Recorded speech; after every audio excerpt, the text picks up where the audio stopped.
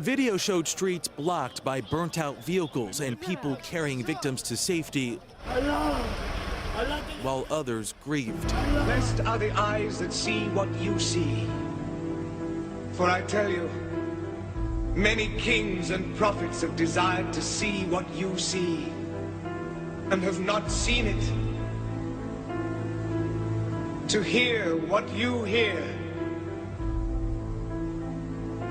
and have not heard it.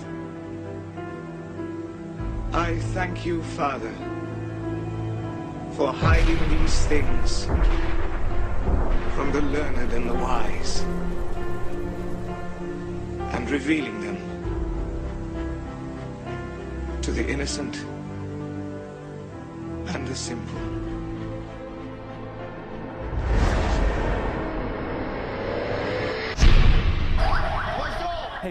To oppose this rise of new dictatorships that are threatening the very existence of the world order that we used to live in.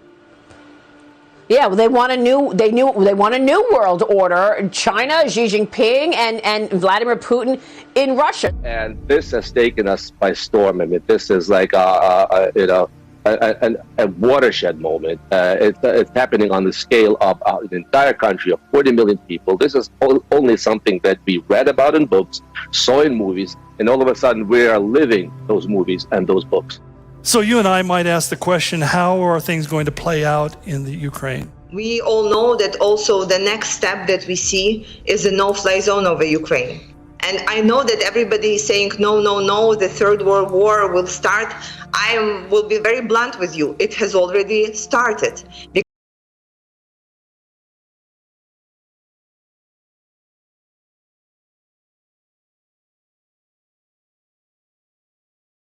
Because the attack on a nuclear plant, again, affects everybody. Meanwhile, Russia has become increasingly isolated and its economy is in free fall. Death and destruction on the ground in Ukraine, a massive exodus of refugees, as we've just been hearing. Vladimir Putin is trying to control the talking points, banning media outlets from using the term war when talking about the ongoing attacks. At least 2 independent Russian news outlets that refuse to share his talking points have been forced off the air this morning, and in an effort to intimidate journalists, the Russian parliament has just passed a new rule that basically puts a 15-year prison sentence on anyone who reports, quote, fake news. At least the way they view it. Guys. Those pictures. Unbelievable, right? It looks very residential, Ron. It really does. I don't know. I know they were talking about going after military targets. Those didn't look military to me. Not at all. With every passing day, this war is becoming bigger. With every passing day, this war is pulling in more countries. Think about it. Our world is already fighting multiple wars. Experts believe China's conflict with Taiwan will turn into a military conflict sometime in the next decade. China is also fighting multiple countries in the South China Sea, the Philippines, Vietnam, Malaysia, Brunei. India and China are caught in a standoff. There is a conflict between Iran and Israel, Iran and the United States.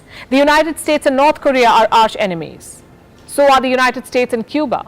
There is also a war in Syria, a war in Yemen. Israel and Palestine are fresh out of a bloody battle. The United Arab Emirates was recently hit by missiles. It is hard to rule out that countries or non-state actors will seize on a distracted world and pursue their geopolitical dreams. It is hard to rule out that an escalation on the sidelines of Ukraine will drag in more countries. We are entering day 6 of war as several Ukrainian cities are under attack this morning. But I have traveled in conflict zones and done some reporting. And I remember being in Tripoli and Benghazi during the NATO attacks and the freedom fighters fighting, as well as against the Gaddafi forces. And it was sketchy, but this was ominous. It was ominous because it was so heartbreaking in the ripple effects it's going to have around the world where this incredible symbol of democracy, of belief in free dreaming, is being assaulted. And they're fighting for their lives, and they're going to continue to fight for their lives. And I start to feel that we as Americans are plummeting off a cliff, atop which is our flag that represents all of our dreams and the best of our history, and that we're plummeting where it's going to go out of sight. I don't know the answers. I don't know if no-fly zones will create a nuclear war. Western leaders have repeatedly said that Russia's invasion challenges the world order. Is that how you see it as well? Yes, I think the world order is being changed by the invasion of Ukraine. The world is a much more dangerous place today than a week ago. And the fear, I suppose, is that other authoritarian regimes are watching this play out and could use it to their advantage, learn how to make a military move of their own. Mr. Grossi, before I let you go, we have to ask about Iran. International pressure, crippling sanctions, and even the threat of war. So far, nothing has discouraged Iran from its nuclear ambitions.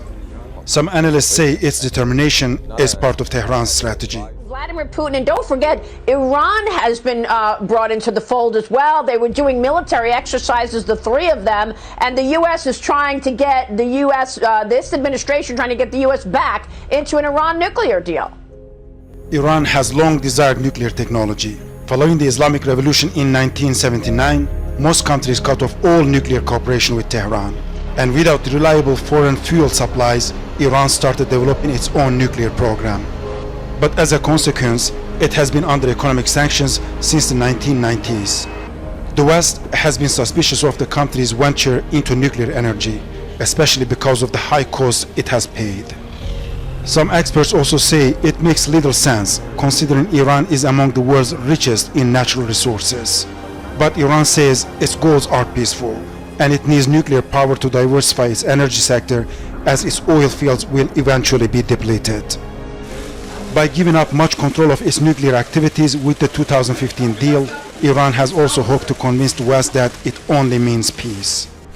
Since the US left the agreement in 2018, Iran has deployed centrifuges that can produce nuclear fuel more quickly and brought its uranium enrichment program closer to weapons-grade level. Some analysts say just by having the technology that could be used to make a bomb, Iran would increase its sense of security and gain political influence in the Middle East. Far from building bridges, China has been increasingly threatening its neighbor with its military. The numbers of Chinese Air Force incursions into Taiwan's air defense zone have gone up, as has the rhetoric from Beijing. China views Taiwan as a renegade province that needs to be reunited with the mainland. We've seen China already tighten its grip on Hong Kong, warn Taiwan, encroach on Nepal's borders, and of course there are these tensions never ending in the South China Sea. If China were to make a military move, where do you think it would be? Well, it will be Taiwan. Taiwan is absolutely central to the maritime strategy of China. This goes even beyond or before Xi Jinping. And if China can take Taiwan, it will have done so against American wishes, meaning that either the Americans are deterred or the Americans are defeated. Either way, it will fundamentally change the balance of power in the entire Indo-Pacific region. Still, the greatest fear is that Taiwan is next on the list.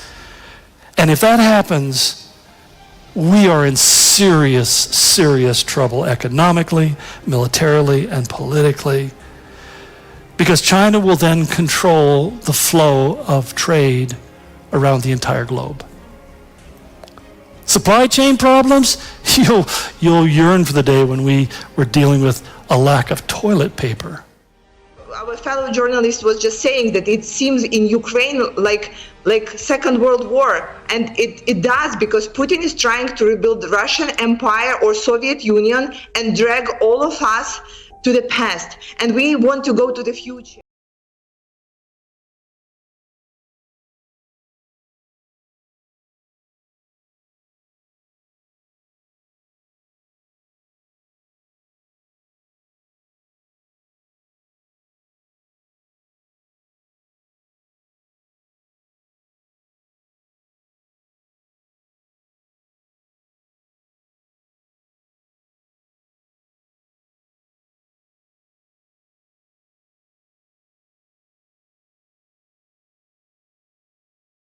What about the Second World War? Flashback 1939. Germany invades Poland on the 1st of September. 2 days later, Britain and France declare war on Germany. Once again, it has a domino effect. Before you know it, the whole world is fighting. At least 50 million people are dead. Again, it all began with one country invading another. The battle in Ukraine, it's a battle for the future of our world. It's a front line of freedom now.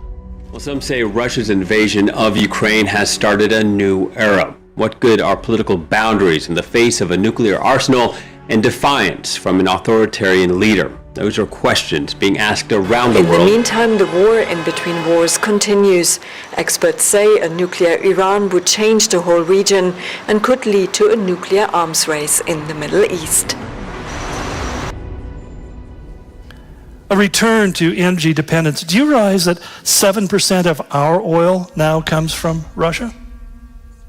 7% of the oil that we process in the United States comes from Russia.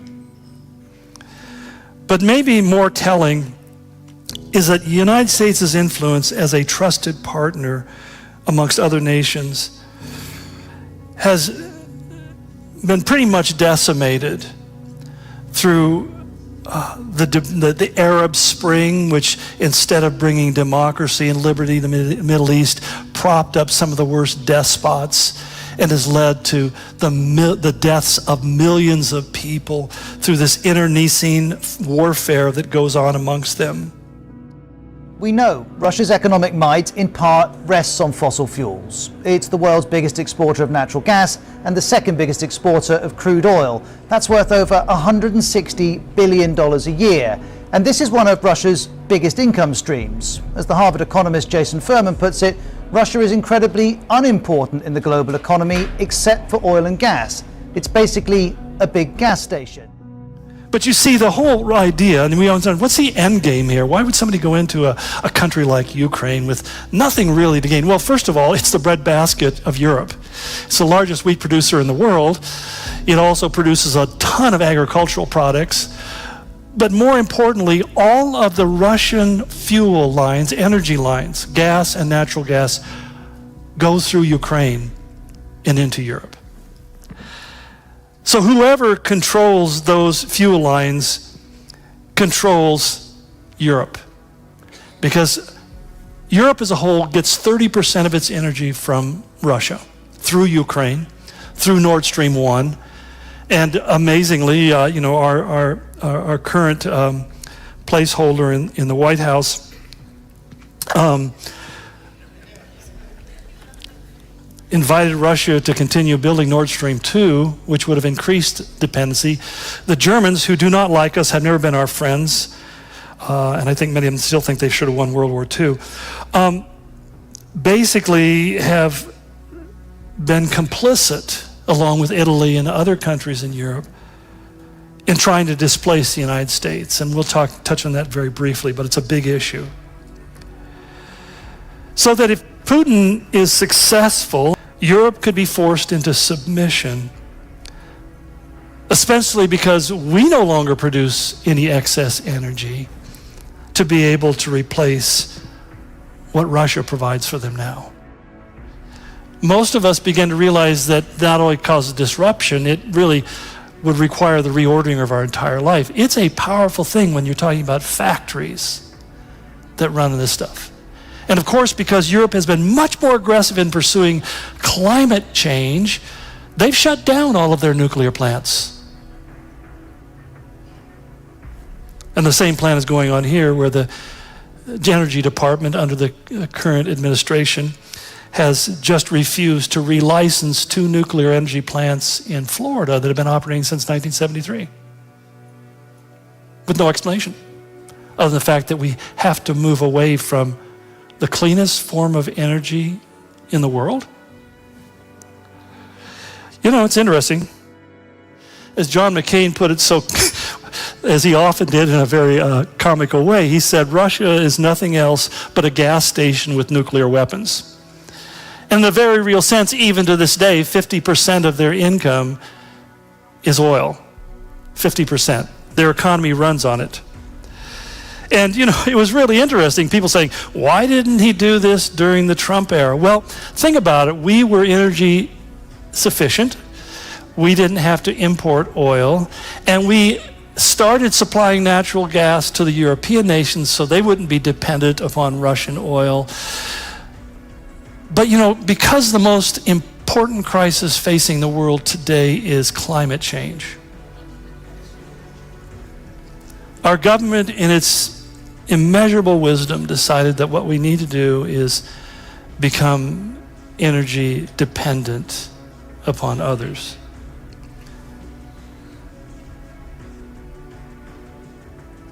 So Europe shut down most of their nuclear plants, got rid of all their coal-burning energy plants, as China is building them daily.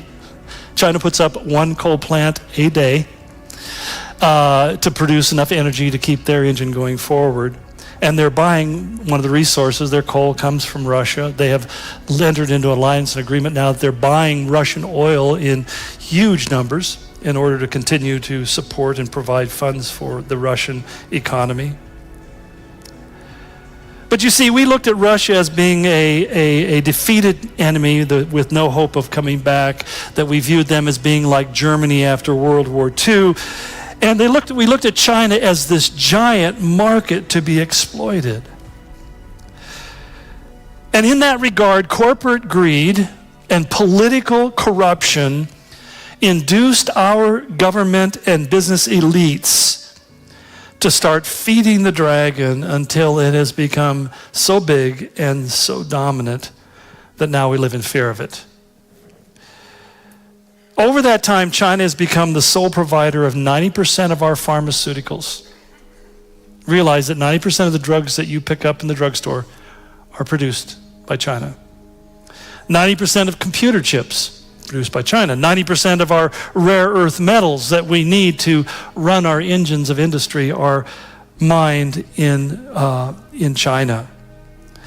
They also own or control a significant percentage of the major corporations. When you think about Disney and the NBA and other groups like that will do anything that the Chinese tell them to do and will be silent about abuses that are obvious, people like LeBron, who has nothing to say about the Uyghurs and so forth, you realize that the reason they're doing this, as one of the owners of the Golden State Warriors, who himself is a billionaire, readily admitted in an interview, nobody cares about the Uyghurs.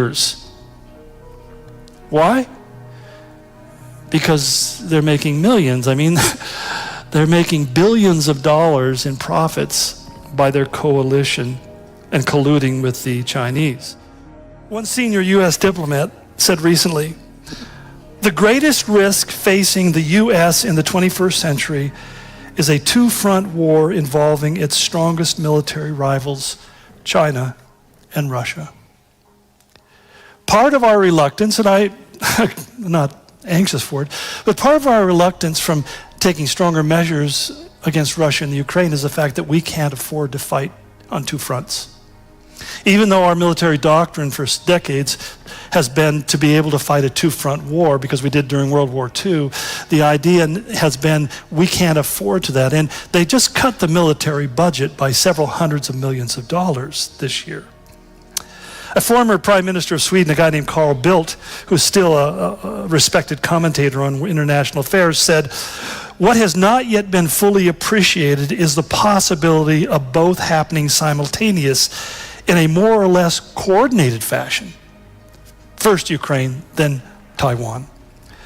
These 2 acts of conquest would fundamentally shift the global balance of power, sounding the death knell for global peace for decades.